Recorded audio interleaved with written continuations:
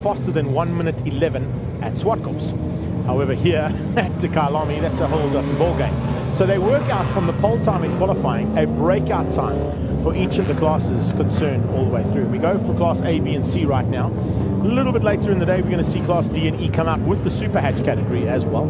So we're in for a bit of a run at the front end. Last night was the first race. Tonight, of course, this evening, I should say, it's 4:45, so it's evening time, is race number 2 of this. It's very much exactly how they lined up after qualifying yesterday, with Keegan Pottis on pole position, Roy Aubrey alongside him, Dearlove in the big black cat Jaguar, and missing from the second row. There's still a car to come up and take their position, so hang tight for that one. We do have a punch buggy, yes indeed. That punch buggy right at the back is Herbie, driven by Derek Smallberger. So heads up on him. He's got a very good turn of pace. We've already seen him in action in the Comsol Volkswagen Challenge. So he's got Comsol Volkswagen Challenge, 111 Sports and Saloons, and another Comsol Volkswagen Challenge to happen a bit later on, as has Andy Gossman, the man in the back of our shot there. Looks like a couple of cars coming to take up the positions here. So heads up on an array of vehicles. The car I was waiting for to come and take up a position in 4th place, of course, is Pretoria Noord Toyota big boss man Lucas Besaidnout, but he seems to be stuck in a bit of traffic it was nearly 5 o'clock, so it's probably 5 o'clock traffic. Not too bad here at Kyalami. But look at the array, as I said, look at that. Datsun GX Coupe of Brendan Parker. Now, we saw him parked on the sideline doing a little bit of repairs to his car on the side of the circuit. You've got Eddie Buerter out there. You've got, I think that might be Jordan Sherritt in the Wi-Fi BMW. I'm not quite sure who's in that Wi-Fi Mini, I should say, not the... No, in fact, it's Howard Blake. It's Howard Blake in that Wi-Fi Mini Cooper. At the back, you got a Renault Megane with the, whatever they went with that zoom, chicky, boom, whatever it was, tail end of the Renault. Have you considered rapping? I have, yes, indeed. I've got quite a good rap behind me. Chicky, picky, boom, boom. Yeah, no, not that kind of rapping, but real, like car rapping. Christmas rapping. Christmas rapping. Christmas around the corner, but we're only like, what are we, 9 Mondays away from Christmas. Please don't get there. We get reminded every time we go into a shopping centre. Exactly. Oh, what? Is Boney M? Is the Boney M melody playing? Oh, I love that. It is. All right, so tell me, 111 sports cars of all various makes on a grid. Also known as 111. As opposed to 111. All right. Well, but you haven't been around for a while, so we'll let you off on that one. It's been a while. Yes. It's been a while. 111 Sports and Saloons. My forte was back in the day, Bridgestone production cars. You were good at that. A long time ago. You were good at that. Glad to be back and in the fold again. I'm so glad you're back as well, I've got to tell you. It's really cool to have you alongside. And the Bridgestone Opel Kadett on the grid is in the hands of Chris Davison, also known as Colonel Custard, and he's part of the 111 Sports and Saloons and the Super Hatch Brigade. That car is a replica of Michael Briggs's championship-winning Superboss. I remember Michael Briggs. Indeed. What a driver he was. Yes, indeed. Green flag at the back, 2-minute board goes up. This is a rolling start for these guys, so we've still got a whole lap to talk about them before we get anything sorted out. Martin Buerter is finding it a bit difficult to get his Toyota into a position halfway through that grid, as you can see. A couple of guys getting pretty warm out there. It's not warm in the shade right now, but it'll probably be warm halfway through. One to pick up on, which you will know very well in terms of a name in motorsport, is Roy Campos. Oh, yes. And he's in the K. Eddie Estates BMW, running through and past us as we talk. And I tell you something, yesterday he was hounded by 2 Golf 1s. No ways. And when I caught him on the grid and said to him, hey, what's going on? He was like, I don't know. I don't know what's going on here. How does my 328 get charged by 2 Golf 1s? The reason being is these are not stock standard motor cars. Aha. Okay. There's always a Golf 1 faster than, as you say, 100%.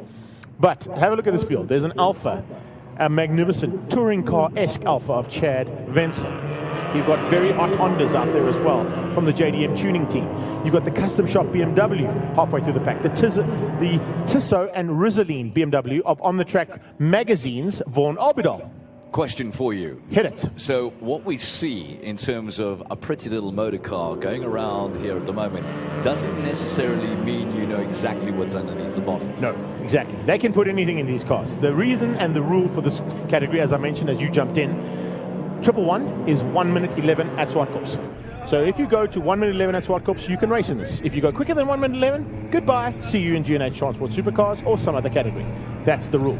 So when they come to circuits like Kyalami, or they head down to Midval, or they go to Red Star Raceway, they've got to readjust the breakout times for each of the classes based on the pole man's time. And it normally comes in at about 10 or 12% of what that poleman's time is for the entire category. Now, I also have to ask you, is this run based on a handicap system? No, this is all based on time. So basically, we're looking at the front man on the grid is the fastest. Yes. Whatever he's There are classes though, so you have got A, B, and C out there, and of course it's all. Every single one of those classes has a breakout time as well. So your Class A time would be, if I look at the times that these guys are doing, I don't have them in front of me right now. No, 111 would be at Swartlops. Here, I would say these guys are probably going to be in the same bracket as your, what did we see earlier on today? Maybe the Engine Volkswagen Cup or the Comsol Volkswagen Challenge cars. So 2-minute 15s, 2-minute 20s. I would say probably the front end of this field. Maybe a bit quicker, I'm not sure. Let's wait and see as they come around. All right, and the clubhouse on the way through to Sunset. They'll come into the S's shortly. They'll go up to the top of Leerkop. They'll come down the mine shaft into Crocodiles as well. Just a lovely part of the motor racing circuit. We've raced many times on the old race circuit. We went into the bowl. It was a really, really tricky right-hander. That's no longer the case. They get a little bit more Parker's momentum. out. Oh, dear. Shame. Well, we saw that earlier on. He unfortunately parked his car on the sideline and now having to do another running repair. I wonder if those zip ties and duct tape worked. If you can't fix it with duct tape and zip ties, you're not using enough duct tape and zip ties. Well, you know what? I've got a point to make here. The duct tape that we used to experience a couple of years ago, maybe 5 years ago, is not the same sort of product that you get today. No. Duct tape does not do what it's supposed to do these days. Yes, I know that. Why is that? I have no idea. Well, it does depend on which one you buy, but more importantly is I used to use it when I was doing downhill skateboarding before I even got into downhill mountain biking. And the downhill skateboarding, you used to buy gloves with almost like a knee slider effect on each of the digits of your fingers. And to increase the longevity of that, you actually double up with duct tape. And yes, I have to agree, the stuff that we used in the 80s when I was racing downhill skateboards was 10 times better than what you get right now. However, needless to say, there is a lot of duct tape and zip ties on these cars. They are all good to go now. And we are under starters orders with Keegan Pottis in the CRX out front. So I'll give you an indication as to where they are. We don't have the timing monitor hopefully is going to refresh for us here quickly. I hope so. But otherwise, Gary needs to come and let's just give it a little refresh there. There we go. Hopefully that'll give us exactly where we are. But it is Keegan Pottis alongside a very, very quick Roy Aubrey. Dear Love on his tail. Ryan Quanshai in 4th place. 5th place and starting to come around the outside and looking for a way through early on is George Besaidnote. He gets the drop on Dear Love as they head down towards turn 1 and the Nissan Primera goes sneaking through there and gets up to 3rd place. It is Pottis from Aubrey and coming through into 3rd place. It's going to be the Nissan of Besaidnote. On his tail is the first of the Hondas, but sneaking through on the Honda is Chad Wenzel. Around the outside of the Honda comes Ryan Quanshai. Dear Love fighting with Harrier Ranges. That's Charles' dad in the 944 Turbo, the red one that's in the mid-pack there. Behind them is Rowan Ellers, the Audi TT fighting side by side there, I think with Jacques Smith, if I'm not mistaken. That could be. No, that's Wayne Masters, I beg your pardon. Wayne Masters, very similar colours. And then there comes Roy Campos. Campos going side by side with the Polo of Wayne Masters as they head towards Sunset. Now, it's a big pity we just can't cross to the onboard cameras, because if we go to our onboard camera, you would realise why Sunset is called Sunset. Well, I think we've known that from broadcasting here I mean, it's just blinding, isn't it? At the end of the day, you come around this all of a sudden you can't see anything. Exactly. Chad Benson can see a lot. It looks like he's got some shades on, even though he's got an open face steel helmet inside, and he goes side by side and actually taps the Porsche into the S's. Oh, Aubrey, very lucky to survive that one. A little bit of Rubbings Racing going into the first of the S's, and Aubrey unfortunately loses out. Now they get to the top of Leerkop. Keegan Pottis, 2nd place now, it's Wenzel. Roy Aubrey under a bit of a pressure and a bit of an attack now from that Primera, that Nissan Primera of George Besaidnote. That's actually an ex-South African touring car. It's unbelievable. And it's still bomb-proof as anything. That car is really a great car to watch. Rowan Ellis fighting with Campos halfway through. And the rest of the field comes side by side out of Leerkop. Back to the leaders and back into Crocodiles. And Pottis has got this sorted out. Look at this, a bit further back there. Eddie Leach fighting with the 924s. Around the outside comes Gossman. Gossman out of Leerkop is side by side. Golf 1 versus Golf 2 as they go down the mine shaft. 3-2-5 BMW taking on Rowan Ellis in a magnificently turned out Golf 1. Behind them, it's Page. And I can tell you something. I think little Jason Page is having a super run there in the custom shop BMW. Dirk Lawrence making a nice little move on the inside to get another position as they come out of the final corner here, Ingwe, which is Zulu for Cheetah. No, for Leopard. Oh, for Leopard. For Leopard, yeah. Cheetah's just before that. Yes. The little kink that comes out past the old guild Oh, look at that. Absolutely side-by-side stuff for potential second place. No, Roy Obery has to just set off a third. Around the outside. Oh, look at this. Nice stuff here from Keegan Potters, pulling away from Wenzel. Third place is now beside note. Roy Obery down to 4. Ryan Cranshaw being caught by Dirk Lawrence, the man we're talking about. And oh, we got a crash. A touch between the Wingfield Motors car there. That's 99. Looking down on the field there. I think that might be Donnie Daisel. Is that... No, that's 89. I beg your pardon. I just got the 9. I didn't see the first part of it. So 89 coming together there with Page and the Custom Shop BMW tagging Apollo into Crowthorne. Now our screen monitor is telling us that Chris Davison in the Oval is ahead of Keegan Potters at the moment, but it's now gone back to what it normally was. We're keeping looking at this car. It's got some body damage. That's Jono. That's Jono van der Westhuizen, all the way from Cape Town, the bold Marine man. Unfortunately, coming together there with Page into Crowthorne. Looks like he came out worse for wear. The Polo not quite as strong as that Custom Shop BMW, but both of them back on track. I don't know if Jono's going to be able to finish this one up though. All right, so here's in the pit lane there. Go a little bit further back there, watching the battle between Paul in the 325 IS. Fighting hard with, that is Mark Harvey Wallbanger, as we like to call him. I thought you'd appreciate that one. Yeah, you haven't been around, so I'll give you a little bit of insight there. Harvey Wallbanger in the 924 Porsche, having a great one. But look at the battle for the lead, Jack. Wenzel looking for a way through and trying to squeeze out Potters. Potters' CRX is one of the fastest Hondas in the world, big one in this country. It really has got a great turn of pace, this little machine. And the Silver Dream Racer keeping out the Mopar-powered Alfa Romeo of course, the man from Sport Tech himself. That is Chad Wenzel.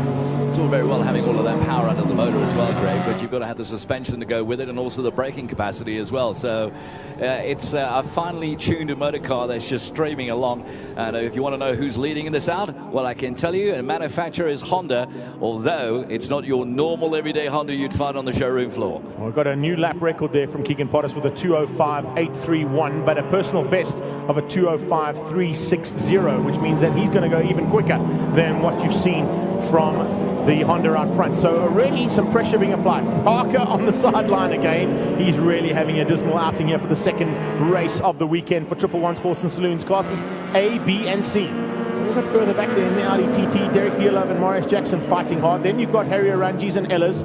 There comes Campos. He's pulled away now from Wayne Masters. Wayne Masters, of course, dad to Keegan Masters, which you'll see in action tomorrow in the NGN Volkswagen Cup. But battle royal here for the lead, buddy. Alfa Romeo versus Honda, and Wenzel is looking for a way through. Yesterday, when he climbed out the car, he actually said he battled to find a way past Potters because he's just got that little squirt out of the corner, so he's just not able to make the ground up. This time, I think he looks a little bit more dangerous. I don't know about you. Did you count the... Oh, hello. 101. Who was that went haywire into the almost into the barriers? Stefan Schneiders. He's done that on a few occasions in 111. It's not the first time we've seen him that sideways. Coming out of Crowthorne, he got it all out of shape, catches it fortunately, and continues around up to barbecue. New leader. Wenzel gets to the front end in the Alfa. Here comes Potters. Oh, man. Looking for a way. He can keep it buried through there. There's oodles of room on the outside here, and a lot more than what there used to be coming out of the mine shaft. Now into Crocodiles. It is Alfa Romeo out front. Mopar powered, of course, that Alfa Romeo. And on his tail is the very quick Honda Civic, or Honda CRX of Keegan Potters. I've got to tell you, that's a very quick Alfa Romeo that I've seen and watching right now. It's really got bags and bags of power. I don't think this competition between the two of them right now, a little lock up there, front left, just a bit of smoke coming off the tyres there. And, of course, he's still in control as they come out of Ingwe down there, as they're passing us right over the straight. Let's have a look at the times right now. A 2:05.031 for Keegan Potters, but Wenzel is leading this out in the Alfa Romeo. Is this battle done and dusted, Greg? Well, he's gone down to 2:04.253 now for Chad Wenzel. So Wenzel certainly now starting to up the wick and turn up the pace ever so slightly. Have a look at this little black, silver, and red machine in our shot right now, closing in on the back end. That's Lucas Besaidnout. He's the big boss of Pretoria North Toyota, and of course he's the big sponsor of all the safety cars at Swartkops for the Extreme Festival. So he knows what to do in that Lexus of his. Yes, it says Lexus. It's actually a Toyota LT. Alteza, but needless to say, they don't bring Alteza into the country, so he runs it under the Lexus banner. But it is certainly a great car, and yesterday was sitting in 4th place on the grid, so knows what to do in a race car. But coming up with some fun and games here, Justin Ladner in that Capri is keeping him honest for now. But how much longer? Because as they come up on the back end of Mad Martin in that Toyota, it's going to be real tight stuff. Just behind them is the Beetle of Derek Smallberger. I just can't believe it, watching on TV screens at the moment, that we're seeing a Porsche get done and dusted by a few other little brands out there at the moment. But Wenzel has got the hammer down, and he's pulled a big margin. Dust on the track, is that from previous oil spillage where they put cement down, whatever? We just noted a puff of smoke and some of the cars went over it as well. Yeah, I think there's definitely a little bit of concrete just being picked up by some of these cars. Some of the guys probably running a little bit wide. Looks like there's a problem there on the TT. There goes Oranges, he moves through. Here comes Campos. Incredible stuff as they come out of here. Now the battle continues there between Justin Ladner. A bit further back from that one, we've got Golf 1s of Gossman. We've got Golf 1s at the back end fighting with Chris Davison. And really incredible stuff coming out of this Triple One Sports and Saloons.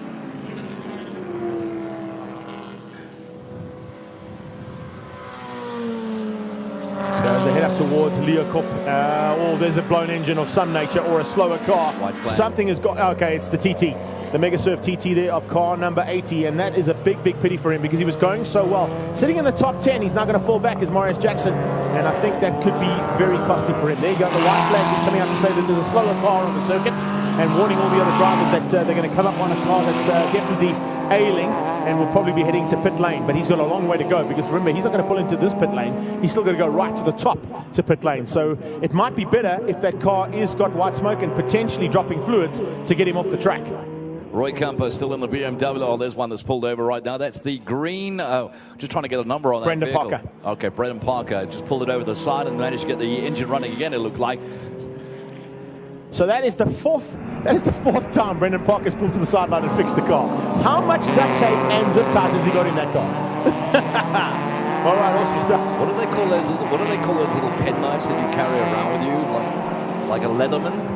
Oh, the Victorinox Swiss Army knife. There you go. That's the very one. That's what you need. Yeah. If you get a Swiss Army knife or a Leatherman inside that car, you can fix anything. You can fix anything. I think he might be carrying one in his race suit. Well, there you go. Oh, there you all right. So Alpha out front getting away. Chad Wenzel leading things out here ahead of Keegan Pottis. Pottis, unfortunately, hasn't had an answer since he's been betted by that Alfa Romeo. George Hussein sitting comfortably in 3rd place. No worries for him, although he is in traffic now. He catches up onto the back end of Parker. He's got Roy Aubrey closed in on him because of the traffic. So it's not done and dusted just yet there for George Hussein. Note. Ryan Cranshaw is also in that battle in that Z4. And that's also a magnificent car. It actually got a chance to race against it last year in production cars in my Mini. Really, really good little car that. There's Harvey Wallbanger. Oh, he's going well as Mark Harvey.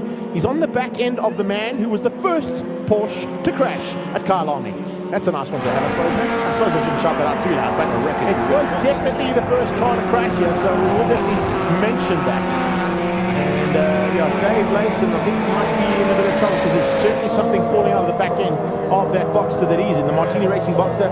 It could be water because there is a bit of damage to the radiator in the front end, so hopefully it's not oil. I don't see Harvey Wallbanger getting out of shape because of what's coming out of that car. On the side. I didn't see which number that was, unfortunately. There. Yeah, well, we only got a back-end view of that as well. So, anyway, we continue with the leaders right now. Chad Wenzel and the Alfa Romeo South Africa. All right, so we've got 5 down, 2 to go. Oh, look at that. This is the battle for 4th place, side by side. Porsche, Nissan Primera. There's a Golf involved in there as well. There's a Z4, there's a Honda CRX, there's a Jaguar. Oh, you don't get better than that.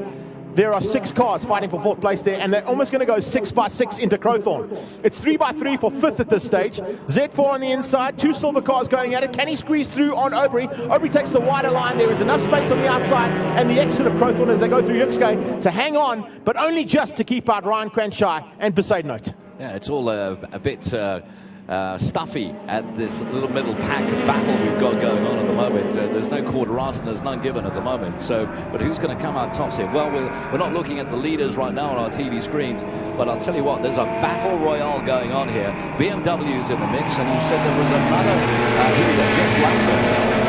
Is it Jeff Langbert that was in the mix there? Yeah, he's having a good one. Langefeld's having a super run there. He's in the CRX. That's his machine here, the JDM tuning car, and he's on the side by side with the same as they went through Yuxke and up towards Barbecue. Parked on the sideline there. I think that might be. Didn't get the car number, unfortunately, but looks like Dirk Lawrence has lost out a little bit of ground there to Dearlove. So the Jaguar just squeezing through there, Derek Dearlove, and putting a bit of Jaguar meat between the two JDM cars for that sandwich. But speaking of JDM, around the outside comes Jeff Langeveld now, trying to find a way through on the Saloons. He's a wily character. He's been around in that car for a long, long time. And the Falkman Nissan Primera certainly will have what it takes to keep these guys out. Brendan Parker slowing again. Zip ties. And I think he's going to go get some more zip ties. Right, as they come under braking, this is the leader heading into Ingwe, the final turn, and he's about to start or complete lap number 6. So one to go for him as he crosses the line. Let's see if they give the last lap. Yes, last lap board going out there for the Alpha, powered by Mopar from Sport Tech and Chad Bensel. Keegan Pottis in second. A bit further back here, nice little battle raging as well. That is the on-the-track racing editor himself, Vaughan Albidol. Oh, and another incident. Ladner coming together with Page. Page and Ladner stuck in the S's. Oh, we could be under yellows, and unfortunately that's Howard Blake in the Wi-Fi Mini Cooper S pulling into pit lane. But double yellows certainly into the S's for the rest of this race. I don't think they'll stop it because they're on the last lap. We'll wait and see if it does affect anybody else. But here comes the battle we were watching. Aubrey, Quanchai on the inside is Mercedes Note. Around his outside comes Langeveld. Dirk Lawrence trying to close in and beat the big Jaguar. The Jag's got a bit of smoke coming out of it. That might just be just late race smoke coming out of that car. I think it might hang on and just survive. Look at that. Oh, hello. Had a big look on the inside of Langeveld. That was close, very close between the two. Jaguar is definitely smoking a little bit there, and you quite rightly pointed out, with only so much time to go in this race, I don't think the Browns bring a couple of yellows on here as well. And Jaguar is definitely smoking right now. The driver that is Derek Dearlove. He's been around a while as well, hasn't he? Sitting in some time in the Jaguar, that's for sure. Where those yellow flags should be waving. There you can see them on the right-hand side. Waved yellow flags, no overtaking into the S's due to the fact that we've got a Ford Capri and a BMW 328, I think it is, parked in the kitty litter, side by side. Verity Ann Joubert, one of our racing moms, taking on Donnie Daisel. Those two coming out of Silver Cup racing and moving across to Triple Ones at the beginning of this year. So nice to see the two of them. Verity Ann, a mother of two, doing a great job in a race car and one of the most seasoned campaigners in this category and in Silver Cup. And it's, father and daughter fighting there as well, Donnie Daisel and Verity Ann. So no holds barred in the family feud. Wow. I'd hate to see what goes on in the kitchen. Now, can you imagine the ride home as well? Whoever wins, they'll definitely have the shotgun seat. Right, as they come through and past the Renault, the checkered flag is waiting. It's Chad Bensel who's going to beat out Keegan Potters this time out. Great job here from them as they come across the line and take the checkered flag for race 2 of Triple One Sports and Saloons. Now we wait and see as we can pick up on some of them. Here we go down into the final turn. Aubrey ahead of Quanchai. That should be how it finishes up. I don't think Mercedes Note will have the squeeze to get through on Quanchai. Dearlove is going to hang on just to keep out Langeveld. No, he's not. Langeveld's going to beat him to the line. Dearlove keeps out Dirk Lawrence, though, and the two JDM cars either side of that big black cat for that. And, it looks like the engine might have blown right as he crossed the line. Father and daughter still fighting for honors here. There you go. It just survived, but it got across the line and blew the engine. So perfect timing there for Derek Dearlove. Well, I can say the Jaguar? That's the Jag, just going down big time.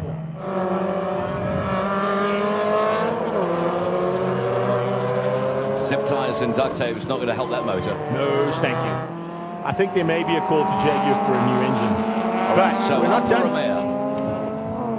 Harvey Wallbanger, he's looking for an opportunity of getting through here. Can he get to the checkered flag? Louis Scholz also had a great fight. Here is Vaughan Albidol, Harvey Marais on his tail. The 83 car behind them is Van Rensburg, and there's Johan Pretorius. And as they come through, it's basically just the final bits and pieces of Triple One Sports and Saloons. Classes A, B, and C coming to the line. Louis Scholz, also a very good competitor in that little Honda of his. But Albidol trying to keep out Javi Marais. Javi Marais in the Golf 1 around the outside. Sign Wonder sponsored car there. And Titan Products going at it with on the track Rizzoline. The kind of battle of the worlds there. Titan Products and Rizzoline. And Campos out of shape as well. Where did he get out of shape? He's got out of shape. Or did he just miss pit lane? I think he missed the pit lane. Roy Campos just missed the pit lane. All right, that's a great one for TV. There you go. Radio Kyalami, did you see that? Yes, I did. It was Roy Campos having to do a handbrake turn into the pit lane entrance. It was subtle. Subtle, I'd have to say. Oh, that's not quite right, eh? Pity there for Jackson. Who's your shod Audi TT? And he's not going to make it home. And fortunately, that might be that car.